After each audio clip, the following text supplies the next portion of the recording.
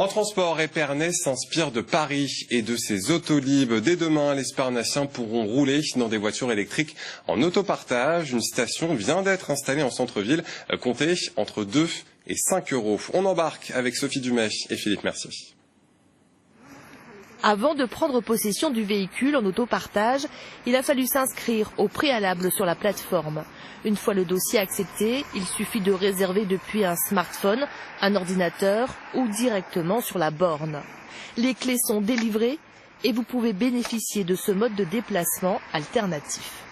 Ça peut être pratique comme deuxième voiture si jamais on n'a pas de véhicule à disposition, qu'on veut aller faire quelques courses ou qu'on doit aller chercher quelqu'un à la gare.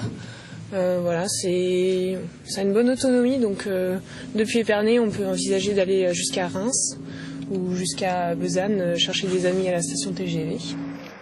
En fonction du type de déplacement, 3 citadines et un utilitaire sont à la disposition des clients qui vont pouvoir rouler pour 2 euros ou 5 euros de l'heure en fonction du forfait choisi.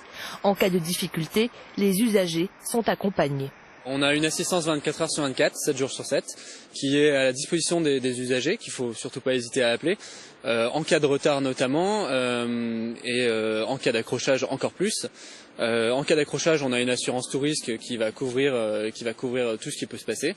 En cas de retard, en fait, les retards sont détectés parce que les véhicules sont géolocalisés. Pour la ville d'Épernay, il s'agit de commencer à changer les comportements des automobilistes. On ne cherche pas la rentabilité économique ou financière, on cherche la rentabilité sociale. C'est-à-dire que l'important, c'est que nous changions nos comportements en voiture, que nous adoptions une mobilité propre, que nous veillons aux économies d'énergie et le retour sur investissement, il sera planétaire et il sera pour chacun d'entre nous, pour la qualité de vie de chacun d'entre nous. 86 000 euros, c'est le coût total de ce projet qui a été subventionné à 80% par le ministère de l'écologie.